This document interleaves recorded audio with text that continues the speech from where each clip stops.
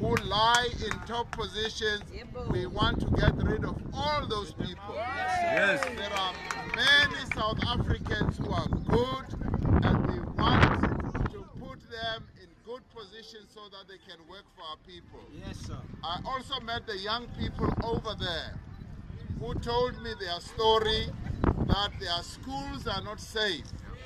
They want safety in their schools, and they came out early in the morning to walk with us, and I thank them for raising the matter.